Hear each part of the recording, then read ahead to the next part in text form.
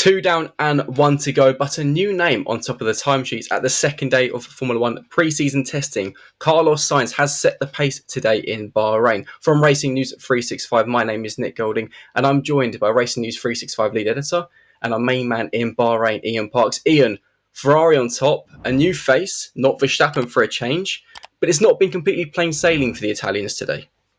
Yeah, not Verstappen for a change, although just to quickly add, and we are going to touch on it, he should have been in the car this afternoon for Red Bull. But of course, as we know, the session today was changed because of what happened, as you just alluded to there, with regard to Charles Leclerc and his time in the Ferrari during the morning session. Charles ran over a drain cover outside of turn 11, I believe. Is that correct? Yeah, turn 11, just on the entry into turn 11. On the entry into turn 11, that dislodged the cover. Lewis then ran over it. That dislodged it even further. When Charles came round again, that damaged the floor of his SF24. That naturally then led to the curtailing of the session by about an hour, I think it was. And the decision was taken to red flag the session, have an early lunch, and extend the afternoon session from 4 to 5 hours here. So a fascinating day all in all, and as you pointed out as well, a really good one for Ferrari and Carlos Sainz. We've seen something of that SF24's pace. Carlos set a time on the C4 softs that was 0.4 of a second quicker than the leading time from the test session here last year, which was Sergio Perez, again on the C4s, and only 0.2 of a second slower than the pole time ahead of the Bahrain Grand Prix from Max Verstappen in his Red Bull. So it just goes to show the improvements that have clearly been made year on year and what we can expect going into qualifying for this year's Bahrain Grand Prix a week on Saturday.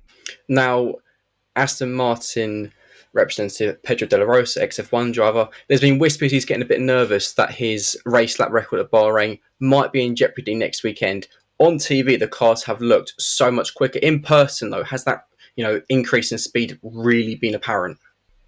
I think today we're finally getting the taste, and we know full well that this was testing. These cars are clearly not at full pelt. There's going to be all sorts to come with regards to tyres, with regards to fuel loads. We're nowhere near qualifying pace. That's absolutely certain, because if you look at last year, the leading time, as I mentioned, from Perez in testing compared to the leading time from Verstappen in qualifying, that was quite a gulf. I think we're going to be looking at somewhere definitely in the 129.2 today, wasn't it, from Carlos, if I remember right? It was, yes. Yeah. It's been a long day, wasn't it? Yeah. And I believe 128.9 around that was the lead time in qualifying from last year. So we're definitely going to be looking, I reckon, somewhere around the mid 128s for the qualifying lap, as I say, next Saturday for the head of the Bahrain Grand Prix. We know we're building up. We know Red Bull has got way more to come. Max Verstappen has had a smile on his face since yesterday, as broad as a Cheshire cat. As I said, he should have been in the car this evening in the more representative conditions. He's in the car tomorrow.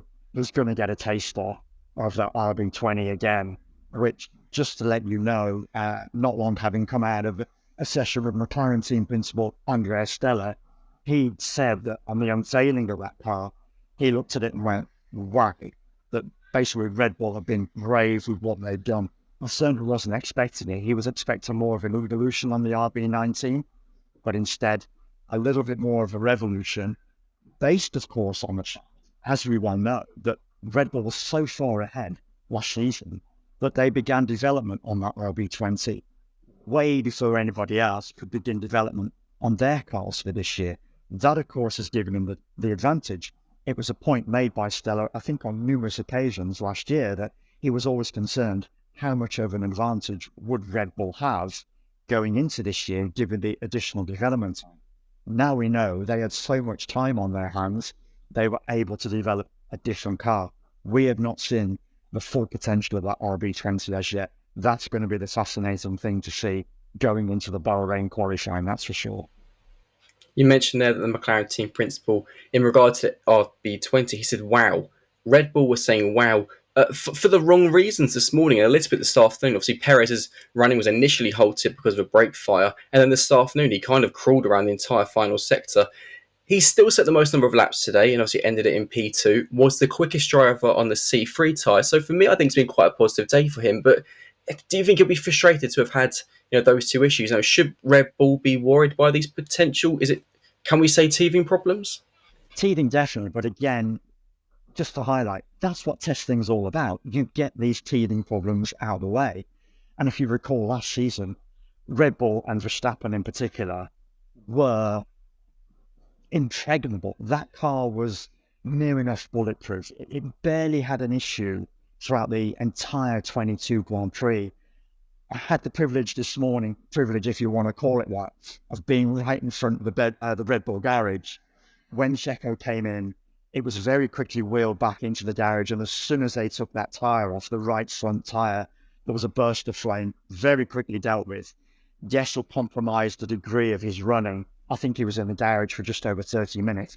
Both the front brakes on either side of the tyre were checked.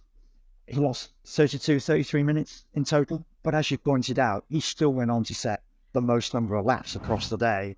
And yes, again, there was another issue in the afternoon session. But I don't think Red Bull overall are going to be too perturbed because, as you mentioned, these teething problems, you get them out of the way in testing. You move on, you deal with them.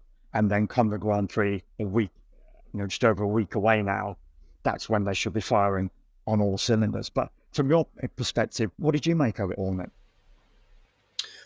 I think Perez, not quite at Max's standards, we can see that. I think the fact that Max went so quick on the opening day when the track still was so fresh, that's got to be a bit demoralising for Checo. He's got to find another gear because if he doesn't this season, he could be looking and not having a driver next year, which is crazy to say, but that's the kind of situation he finds himself in. Is he a confident driver this year? Is he really bothered by the driver market from when you've spoken to him? Who says not? But full well that's not the case. In the back of his mind, he knows that despite finishing second in last year's Drivers' Championship, which was his best performance, of course, he was a long, long way off Max. As we discussed following the first day of testing, yes, he won two of the first four Grand Prix, but he had those confidence issues after he was beaten by Max in last year's Miami Grand Prix.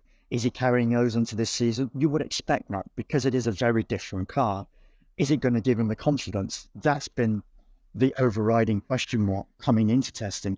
I would have thought that despite these teething issues, the number of laps he's managed to put into today, he'd be coming out of it thinking, yeah, not too bad. Yeah, there's work to do. I know that.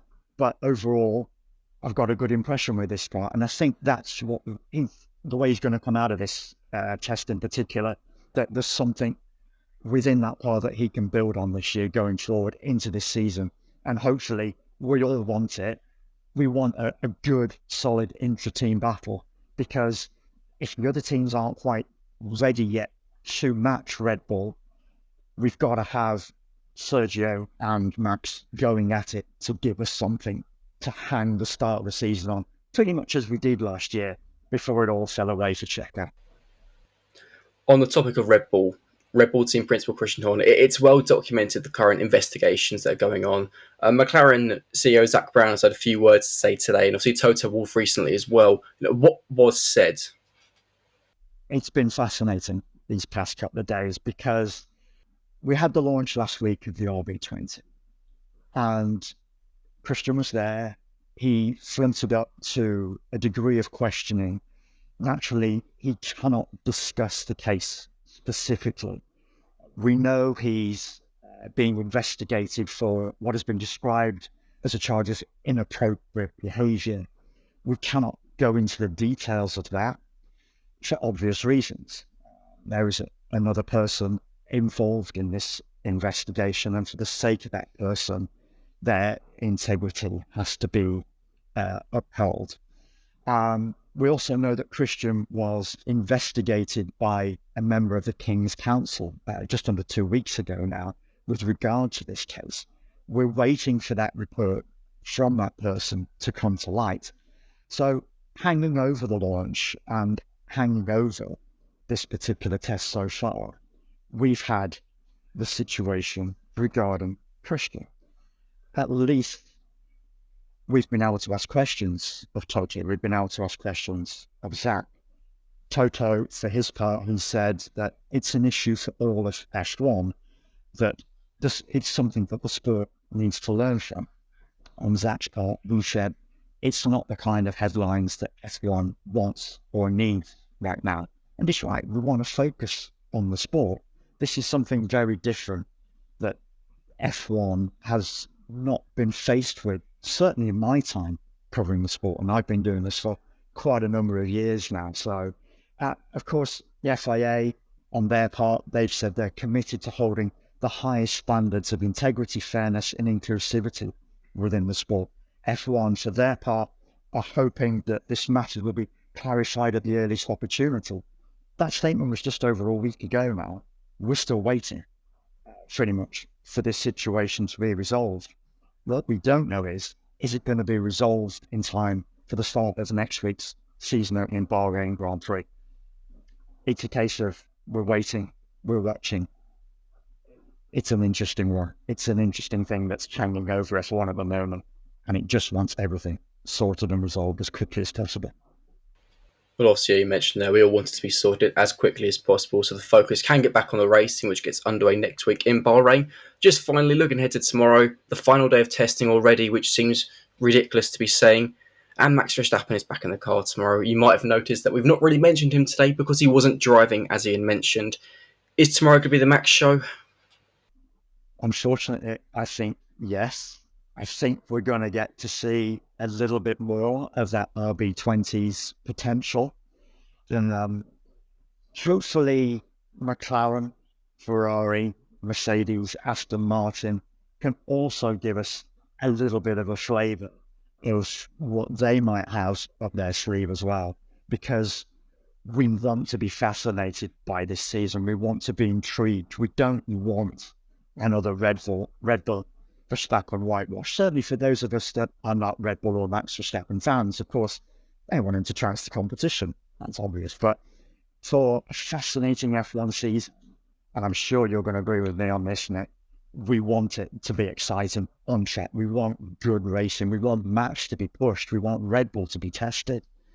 And let's hope for that. And as we go into the final day of testing, fingers crossed, we see a little bit more Ferrari like we saw today, that there is something to come as well, because this F1 season has to deliver.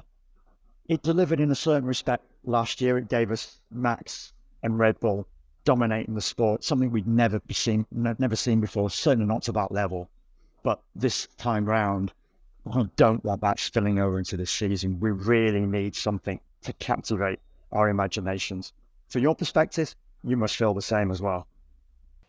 Of course, I think we all want to see closer racing. Obviously, Formula E CEO Jeff Dodds recently delved into F1 a little bit because he's obviously said that he'll donate $250,000 to charity. So whichever driver beats Max Verstappen to the championship will be a charity of that driver's choice. It's a bold bet, but I think we all want to see F1 being closer. You know, as incredible as Max's driving is, and that's undeniable, it would be nice to see a few different names claiming wins. Ian, thank you so much for your time as always. You've been watching Racing News 365. Make sure you smash that like button and subscribe to our channel, and we'll be back similar time tomorrow. Catch you later. Bye.